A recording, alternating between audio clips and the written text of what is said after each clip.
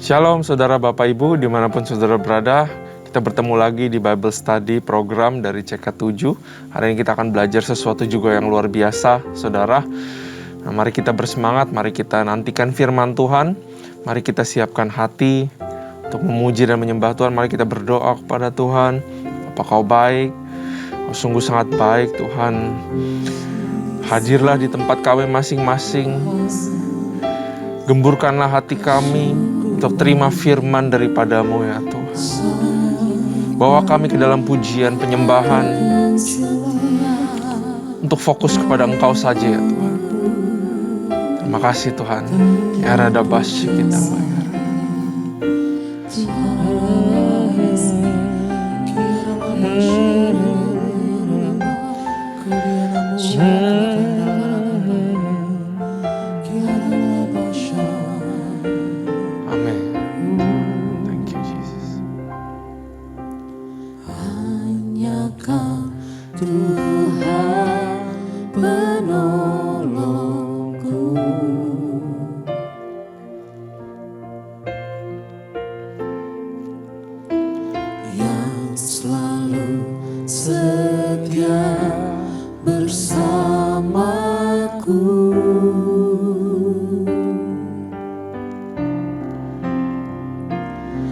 Kasih-Mu yang sanggup merubah kehidupanku. Sungguh ku berserah, sungguh ku percaya kuasa-Mu terlebih besar. Tuhanku terlebih besar. Tak pernah terlambat janji-Mu ya Tuhan menolong hidupku. Kuasa-Mu terlebih besar.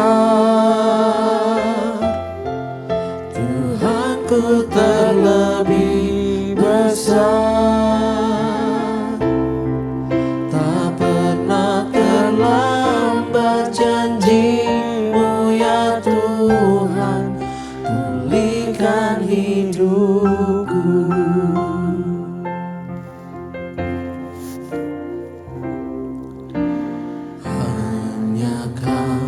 Tuhan penolongku,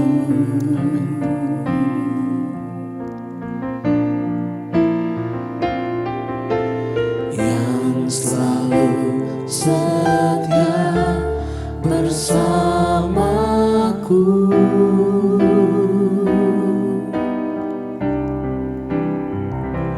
Kasih-Mu yang sanggup mengubah kehidupanku.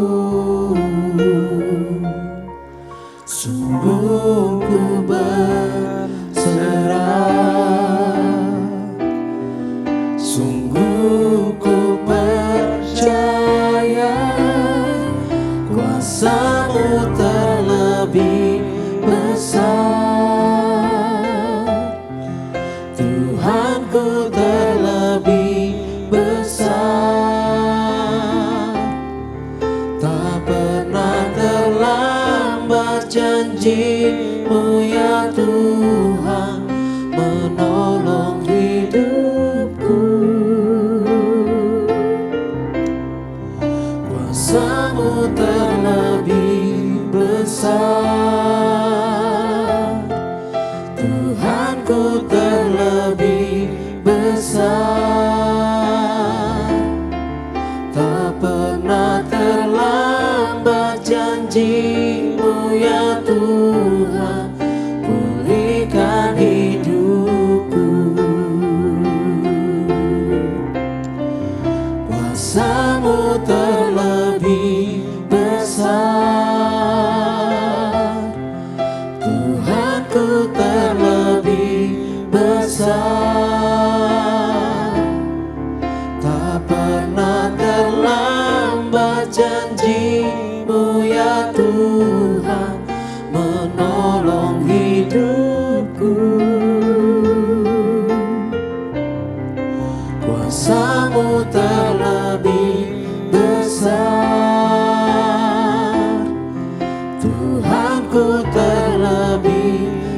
besar,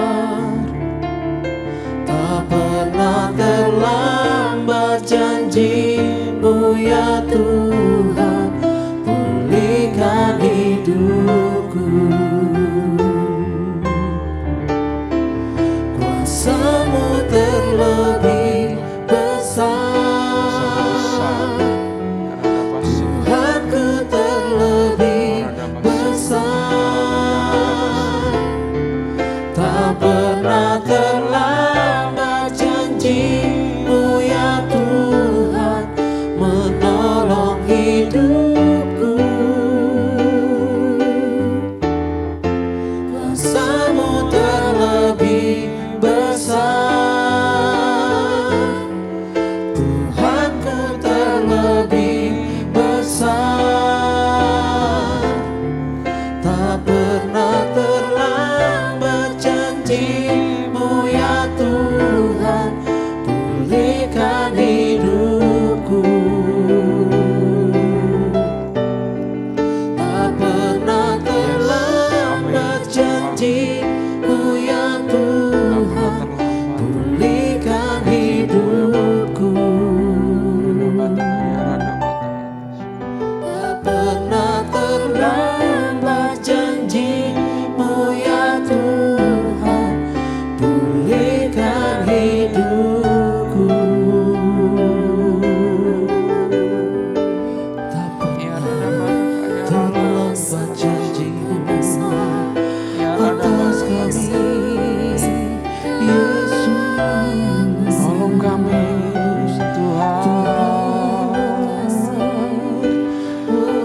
Ya Ranaba ya Ranabasya. Haleluya. Haleluya.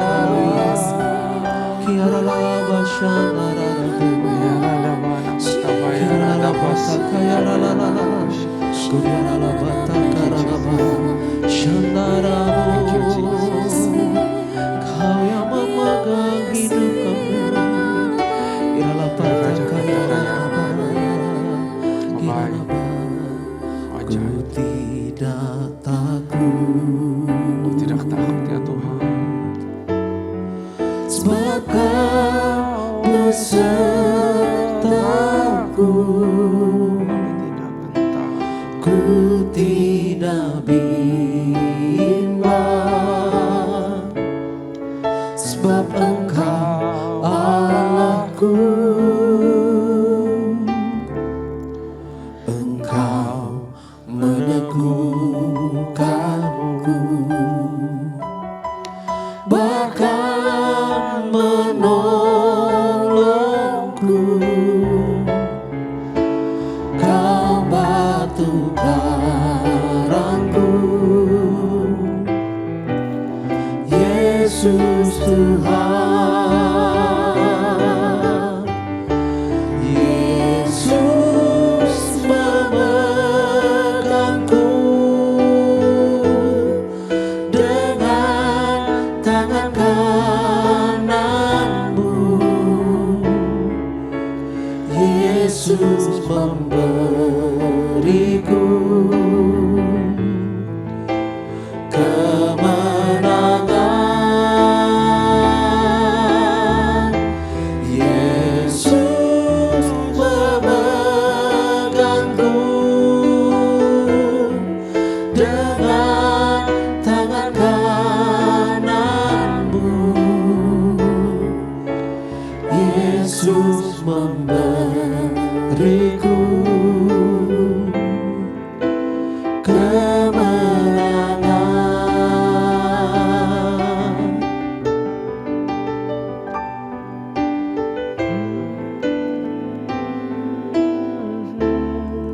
Ku tidak takut, sebab Kau besertaku. Ku tidak bimbang, sebab Engkau Allahku. Engkau meneguhkanku,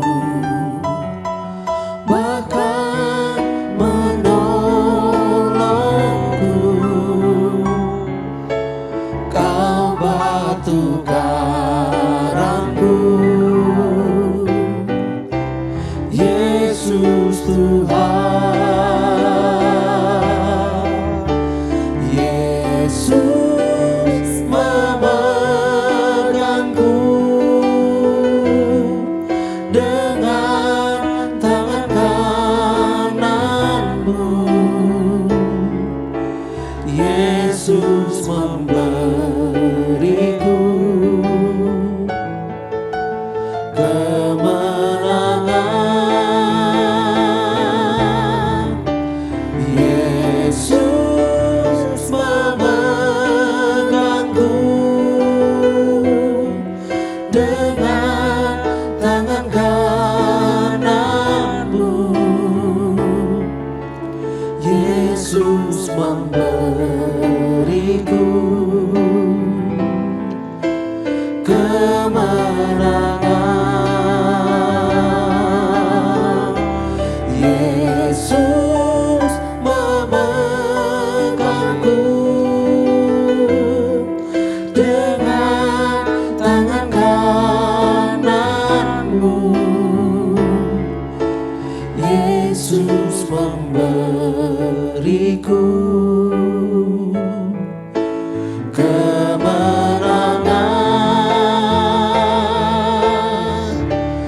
Yesus memegangku dengan tangan kananmu. Yesus memberiku kemenangan.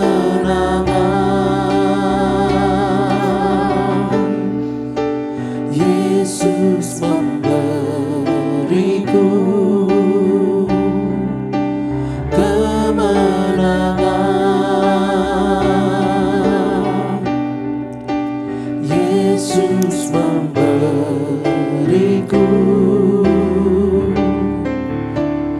kemenangan. Haleluya. Haleluya. Demi Haleluya.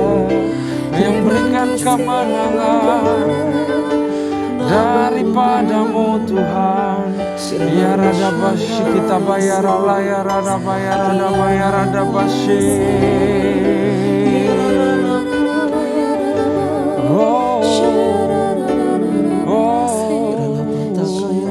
thank you Lord. Bapa, berikan kami kemenangan, pertolongan yang datangnya daripadamu. Sebagaimana terus kami ikuti Bible Study, di mana Kau selalu memberikan kemenangan kepada umat Israel. Begitu juga kami akan belajar tentang kemenangan pada pasal ini. But we want to pray in advance. Apabila ada dari kami yang mengalami pergumulan, challenges, ada dari kami yang harus menghadapi battle, cobaan, proses yang sekarang sedang berjalan. Kami berdoa dan kami declare akan ada kemenangan daripadamu ya Tuhan. Berkati lidah bibir hamba-Mu, sembunyikan hamba-Mu di balik salib-Mu. Berikan kata-kata hikmat yang baru, penuh dengan kebenaran. Berkati yang mendengar, supaya bisa mengerti dan juga mendapatkan rema pengertian daripadamu. Terima kasih Tuhan. Dalam nama Yesus, haleluya. Amin. Shalom saudara, sekali lagi. Yuk kita siapin Alkitab saudara. Kita buka di 1 Samuel pasal yang ke-14. Dengan perikop kepahlawanan Yonatan, saudara. Nah, kita perlu tahu bahwa sekarang adalah keadaan di mana Saul sudah diangkat menjadi raja, saudara. Dipilih sendiri sama orang Israel, diurapi sama Samuel. Saudara harus tahu dulu konteksnya bahwa Samuel punya harapan yang besar kepada Saul. Samuel sangat mengasihi Saul. Nanti kita akan lihat bahwa Samuel tuh sangat mengasihi Saul. Padahal kalau kita baca tentang Saul, kita pasti jengkel ya sama Saul. Kelakuannya ada-ada aja, saudara. Nah, Saul punya anak namanya Yonatan yang menjadi sahabat sejatinya Daud. Dan saya percaya bahwa setiap orang harus punya sahabat, seseorang yang di sampingnya yang bisa encourage. Karena nanti kita akan melihat juga bahwa Daud bisa berjalan sejauh itu juga karena Yonatan. Jadi kepahlawanan Yonatan bukanlah kepahlawanan yang sembarangan, saudara. Tapi Yonatan is a very great man of God. Kita akan melihat. Gak perlu tampil di depan layar seperti Daud. Gak perlu tampil di depan layar seperti Saul. Tapi kita tahu di cerita Samuel. Kalau buat saya pribadi, saya ngefans, saya suka sama Yonatan, saudara. Gak begitu banyak diceritakan tentang dia. Tapi saya percaya orang yang zaman hidup. Apalagi mungkin tentara-tentara yang ada di bawah Yonatan. Pasti setia bukan main karena orang ini luar biasa sekali. Ya, gak perlu ada di depan layar, di belakang layar. Tuhan melihat kepahlawanan kita juga. Mari kita baca. Kita mulai dari pasal 1, saudara. Pada satu hari Yonatan bin Saul berkata kepada bujang pembawa senjatanya, mari kita menyeberang ke dekat pasukan pengawal orang Filistin yang di sebelah sana. Jadi ada pasukan Filistin di seberang sana. Tetapi tidak diberitahukannya hal itu kepadanya. Jadi dia mau nyamperin Filistin, dia gak kasih tahu siapa-siapa. Bukan di seberang kayak di seberang jalan ya saudara ya. Ayat 2, adapun Saul duduk di ujung Gibea di bawah pohon delima yang di Migron. Duduk di bawah pohon delima sangat bagus sekali image-nya karena pohon delima menggambarkan victory. Seorang raja duduk di situ, tapi yang saya heran ngapain dia duduk di situ? Yonatan aja merasakan satu urgensi di mana dia harus melawan orang Filistin. Rohnya bergerak saudara bahwa ada sesuatu yang harus dikalahkan. Di sini sangat unik cerita dari awalnya. Karena kalau kita baca pasal-pasal yang sebelumnya, Tuhan selalu suruh A, suruh B, suruh C. Semua ada tindakan-tindakan dari Tuhan. Tapi di sini sama sekali Tuhan nggak ngomong apa-apa. Tapi Tuhan bekerja lewat inside out. Karena kelihatan banget. Yang satu aktif, yang satu pasif. Cuma duduk-duduk doang. Dan rakyat yang ada bersama-sama dengan dia itu kira-kira ada 600 orang banyaknya. Jadi 600 itu nggak ngapa-ngapain saudara. Ya. Ayat 3, Ahia. Anak Ahitub, saudara Ikabod, anak Pinehas, anak Eli, imam Tuhan di Silo, dialah yang memakai baju efod pada waktu itu. Jadi ada imamnya, kita perhatikan. Tetapi rakyat tidak tahu tentang perginya Yonatan itu. Ayat 4, di antara pelintasan-pelintasan bukit yang dicoba Yonatan menyeberanginya ke arah pasukan pengawal orang Filistin, ada ujung bukit batu di sebelah sini dan ada ujung bukit batu di sebelah sana. Jadi ada narrow path. Ada jalanan yang menghubungkan antara satu titik dan satu titik, saudara. Yang satu bernama Bozez, yang lain bernama Sene. Ujung yang satu berdiri sebelah utara di tentangan Mikmas, yang lain di sebelah selatan di tentangan Geba.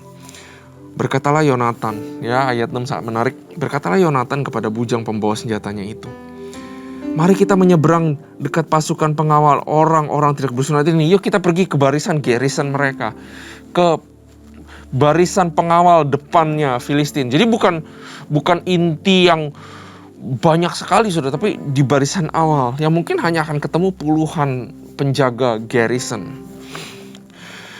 Mungkin Tuhan akan bertindak untuk kita katanya. Saya ulang lagi ya saudara ya.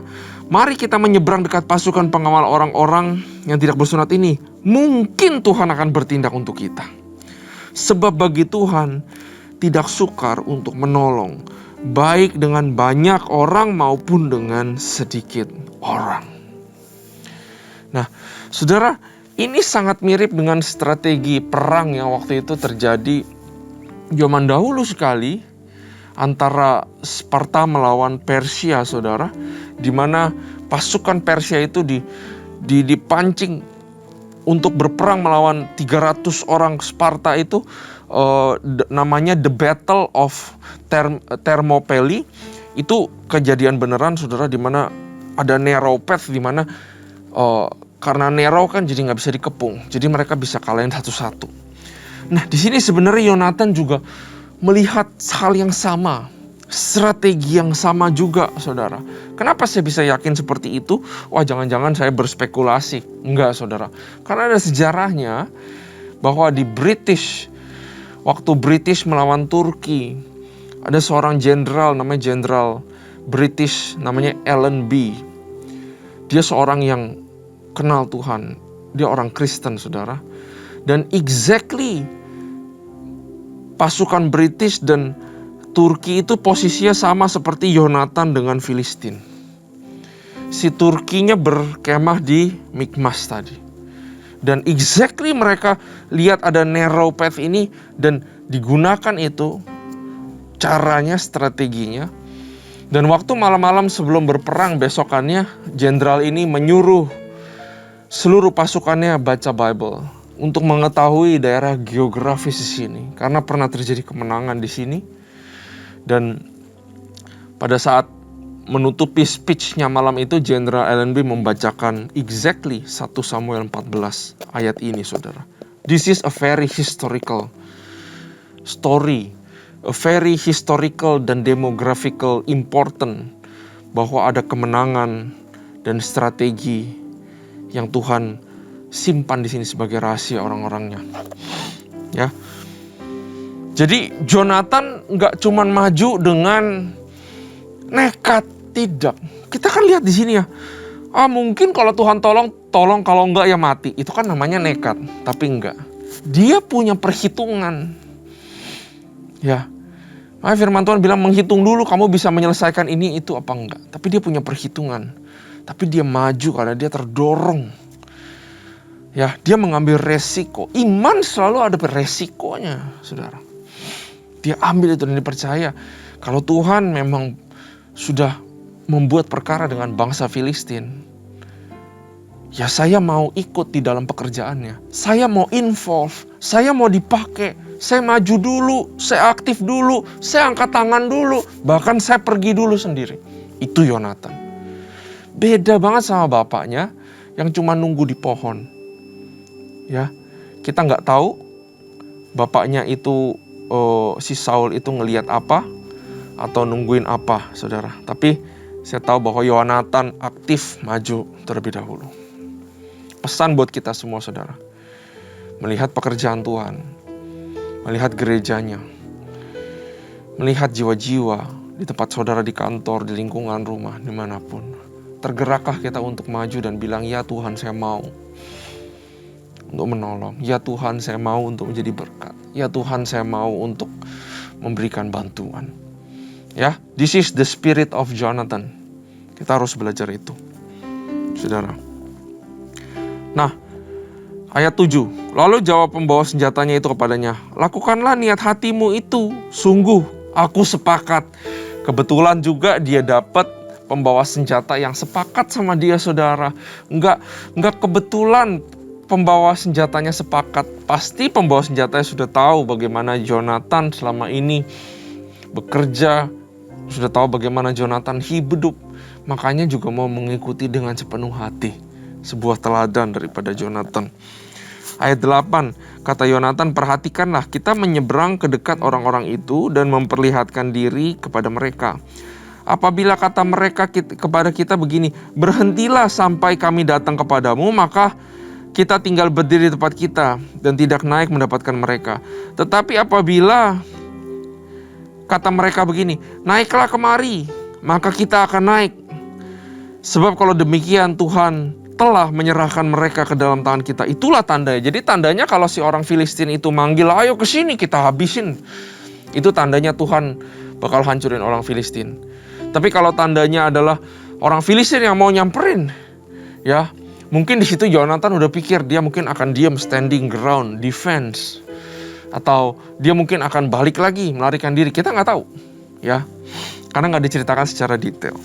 Nah, ayat 11, ketika mereka keduanya memperlihatkan diri kepada pasukan pengawal orang Filistin, berkatalah orang Filistin itu, lihat orang-orang Ibrani keluar dari lubang-lubang tempat mereka bersembunyi.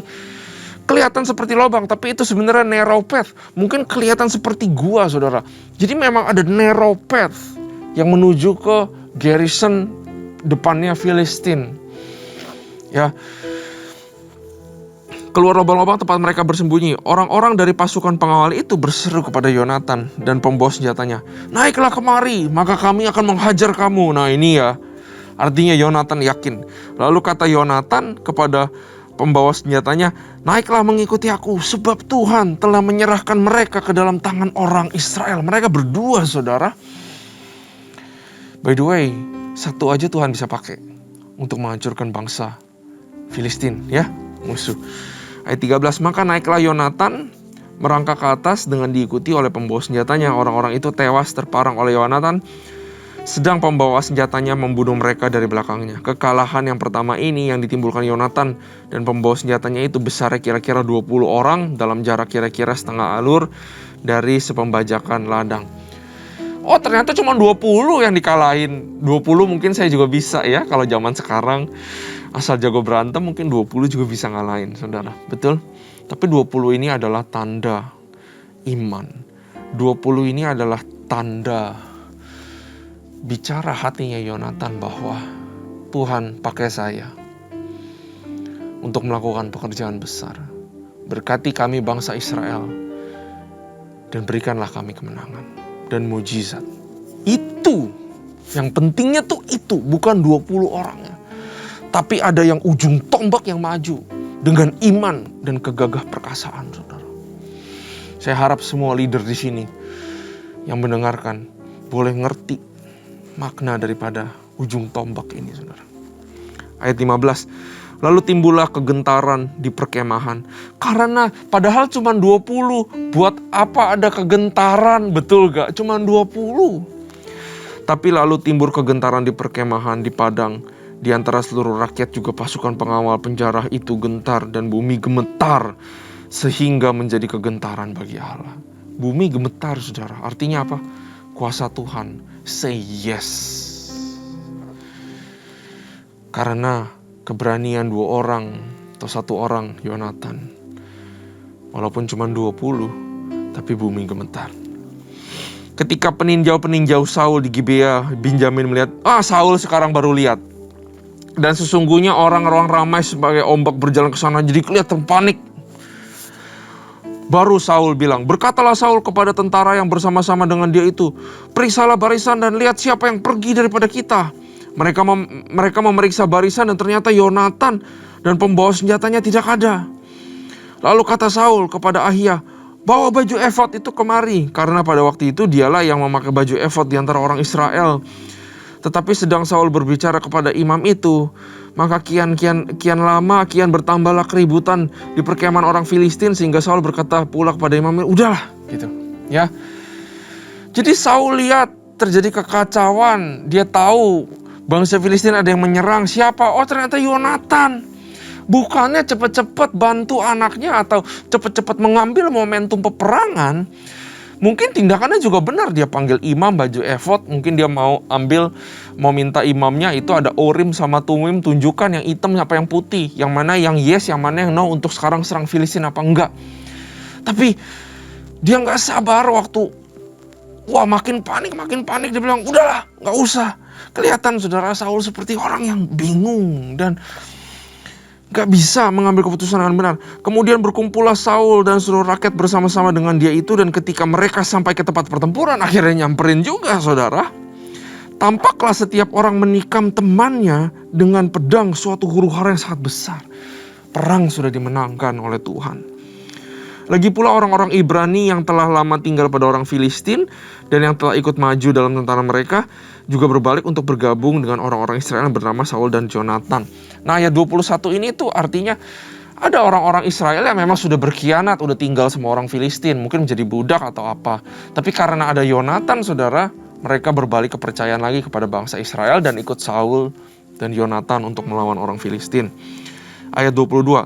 Bahkan ketika semua orang Israel yang telah bersembunyi di pegunungan Efraim mendengar bahwa orang Filistin telah lari, orang-orang itu pun bergabung dengan mereka dalam pertempuran. Saudara lihat, dengan keberanian, inisiatif, iman yang berani mengambil resiko, 1 orang Yonatan, seluruh rakyat bahkan sampai suku-suku lain pun ikut terinspirasi.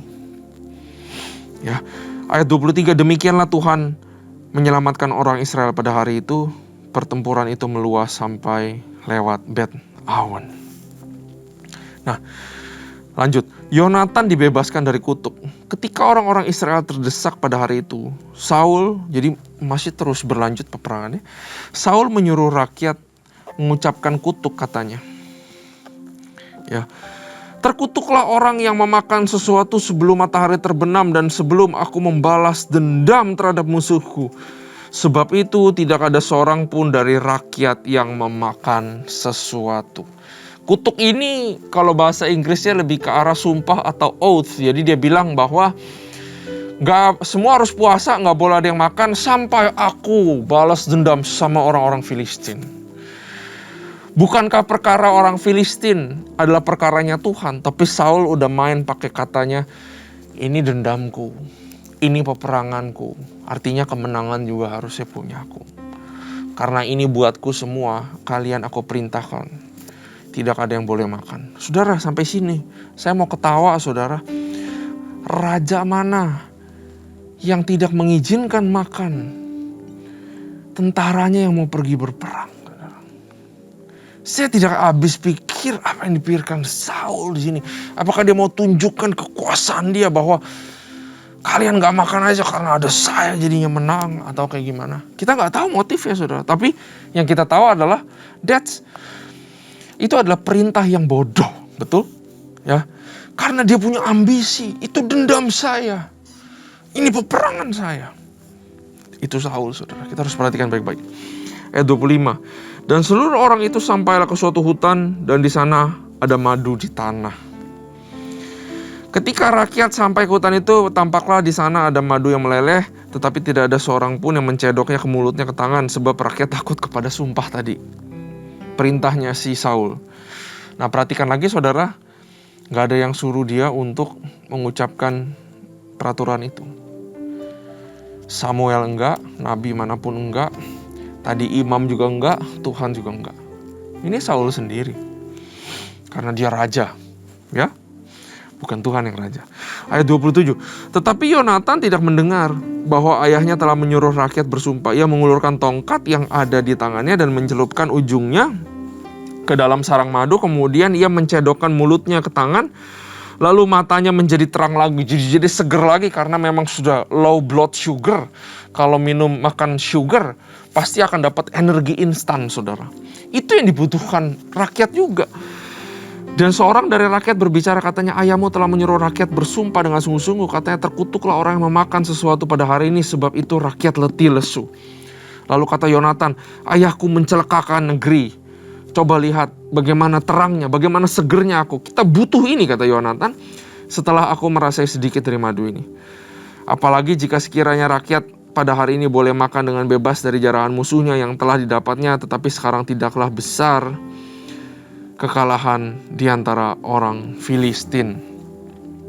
Ya. Nah, ayat 31. Dan pada hari itu mereka memukul kepala orang Filistin dari Mikmas sampai ke Ayalon. Mikmas sampai ke Ayalon, saya ada catatan di sini. Kurang lebih pengejaran itu dari dua daerah itu 30 km. Bayangin, saudara, 30 km.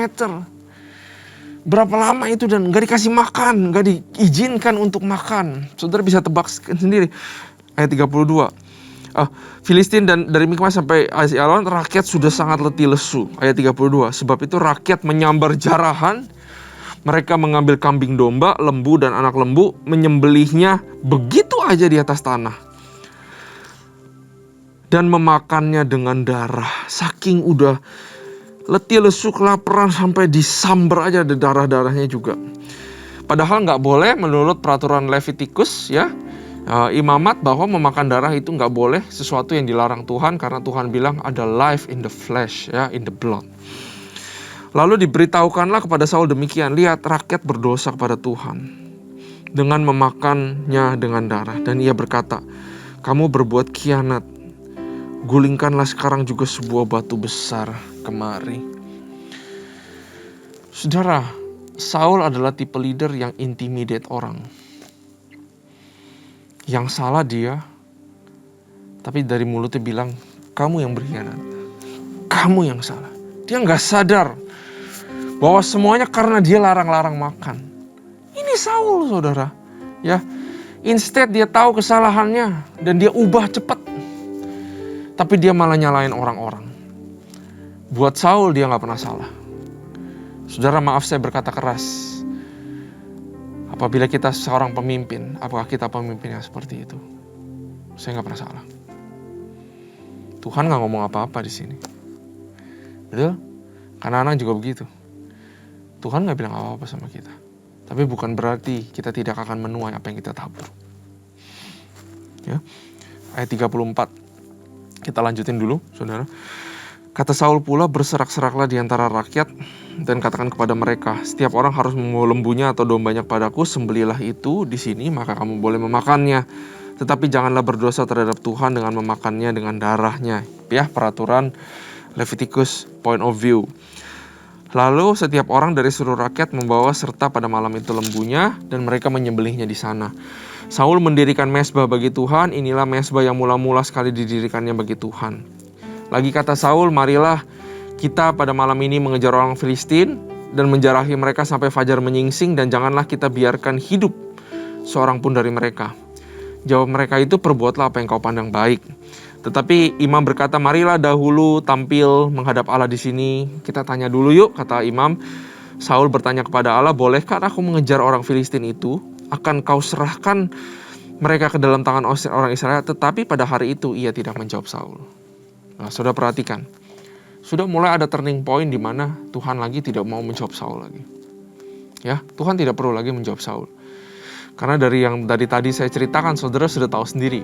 Ini ambisinya Saul sendiri, ini kesalahannya dia sendiri, dia nggak ngaku salah. Ini main-mainannya dia sendiri semuanya. Ayat 38, lalu kata Saul, datanglah kemari kawanmu segala pemuka, berusahalah mengetahui apa sebab dosa yang terjadi pada hari ini. Nah, diambil kesimpulan lagi, Tuhan nggak ngomong pasti ada yang berdosa nih. Padahal dirinya sendiri ya, kalau saya bilang yang menyebabkan bangsa Israel itu berdosa. Gara-gara dia. Ayat 39, sebab demi Tuhan yang hidup, yang menyelamatkan orang Israel, sekali-sekali itu disebabkan Yonatan anakku, maka ia pasti akan mati. Dia sangka Yonatan. Tetapi seorang pun dari seluruh rakyat tidak ada yang menjawabnya. Kemudian berkatalah ia kepada seluruh orang Israel, kamu berdiri di sebelah yang satu, Yonatan berdiri di sebelah yang satu. Lalu jawabnya rakyat kepada Saul, perbuatlah apa yang kau pandang baik. Lalu berkatalah Saul, ya Tuhan Allah Israel, mengapa engkau tidak menjawab hambamu pada hari ini? Jika kesalahan itu ada padaku atau pada anakku Yonatan, ya Tuhan Allah Israel, tunjukkanlah kiranya Urim. Tetapi jika kesalahan itu ada pada umatmu Israel, tunjukkan Tumim. Lalu didapati Yonatan dan Saul, tetapi rakyat itu terluput. Kata Saul, buanglah undi antara aku dan anakku Yonatan. Lalu didapati Yonatan. Kata Saul kepada Yonatan, beritahukanlah kepadaku apa yang kau perbuat. Lalu Yonatan memberitahukan kepadanya, katanya, memang aku telah merasakan sedikit madu dengan ujung tongkat yang ada di tanganku. Aku bersedia untuk mati. Ya, tapi Yonatan itu tidak mendengar, saudara, perintah itu. Ya, jadi Yonatan ini sendiri mau dibunuh sama Saul, saudara. Ayat 44, kata Saul, beginilah kiranya Allah menghukum aku. Bahkan lebih daripada itu, sungguh Yonatan engkau harus mati. Demi pride-nya dia, demi rulingnya dia, bahkan dia sendiri gak segan-segan untuk membunuh Yonatan. Itu Saul, saudara. Prideful-nya bukan main. Ayat 45, tetapi rakyat berkata kepada Saul, masakan Yonatan harus mati? Dia yang telah mendapat kemenangan yang besar ini di Israel, jauhlah yang demikian. Demi Tuhan yang hidup, sehelai rambut pun dari kepala tak akan jatuh ke bumi. Sebab dengan pertolongan Allah juga dilakukan hal itu pada hari ini. Demikianlah rakyat membebaskan Yonatan sehingga ia tidak harus mati. Jadi rakyatlah yang membela Yonatan. 46, maka pulanglah Saul setelah mengejar orang Filistin, dan orang Filistin itu pun kembali ke tempat kediamannya. Nah, kita lanjut dulu saudara sampai habis. Catatan tentang musuh-musuh dan keluarga Saul. Setelah Saul mendapat jabatan raja atas Israel, maka berperanglah ia ke segala penjuru melawan segala musuhnya, melawan Moab, Bani Amon, Edom, raja-raja negeri Zoba dan orang Filistin, dan kemanapun ia pergi ia selalu mendapat kemenangan. Ia melakukan perbuatan-perbuatan yang gagah perkasa, memukul kala orang Amalek dan melepaskan Israel dari tangan orang-orang yang merampasi mereka. Anak-anak lelaki Saul ialah Yonatan, Yiswi, dan Malkisua. Nama kedua anaknya yang perempuan, yang tertua bernama Merab, yang termuda bernama Mikal. Istri Saul bernama Ahinoam, anak Ahimas. Panglima tentara bernama Abner, anak Ner, paman Saul. Kis, ayah Saul, dan Ner, ayah Abner adalah anak-anak Abiel. Hebat peperangan melawan orang Filistin selama Saul dan semua pahlawan dan orang gagah perkasa yang dilihat Saul dikumpulkannya kepadanya. Nah saudara, apa yang kita bisa belajar untuk menutup pasal ini saudara? Ya, jelas sekali bahwa Saul cross the line. Tapi dia tidak pernah mengaku salah sama sekali. Saul itu bawa Tuhan untuk perkaranya dia. Buat dendam pribadi, revenge dia, buat agendanya sendiri, Saul itu bawa Tuhan buat bantu dia. Tapi beda dengan Yonatan. Yonatan melihat kerinduan Tuhan, melihat bahwa Tuhan memang mau mengusir orang Filistin. Yonatan maju dan involve di dalam pekerjaan Tuhan. Ya, itu bedanya di situ. Maukah kita involve di dalam pekerjaan Tuhan? Bukan pakai Tuhan buat perkara kita. Urim atau tumim Tuhan. Saya mau sukses A atau B, urim apa tumim. Bukan seperti itu, saudara. Ya, jadi kita belajar keberanian Yonatan, ambil resiko. Saudara, ada kalanya sekali-sekali kita harus ambil resiko. Tanyalah orang di kiri kanan saudara, tanyalah mentor saudara tentang sesuatu keputusan yang saudara mau ambil. Apabila itu keputusan yang sangat beresiko, tidak ada salah, kita tanya hikmat. Siapa tahu Tuhan taruh hikmat di orang kiri kanan kita. Belajar iman daripada Yonatan, belajar berpikir seperti Yonatan, gak main nekat aja saudara. Ya, kita belajar banyak. Nah mari kita bersatu di dalam doa. Makasih Tuhan buat firman-Mu, kami belajar banyak. Kami mau involve in your work, in your battle. Bukan memakai Engkau untuk pertarungan agenda kami sendiri. Ajarilah kami iman seperti Yonatan. Ajarilah kami keberanian seperti Yonatan ya Tuhan. Ajarilah kami keaktifan seperti Yonatan ya Tuhan. Dan jauhkanlah daripada kami sifat atau mental atau roh yang seperti Saul, yang tidak mau mengaku salah Tuhan. Yang crossing the line dan punya ambisi khusus ya Bapa. Terima kasih Tuhan. Buat firman-Mu, kami belajar banyak, luar biasa. Kami nantikan pembelajaran yang selanjutnya. Hanya dalam nama Tuhan Yesus kami berdoa. Haleluya.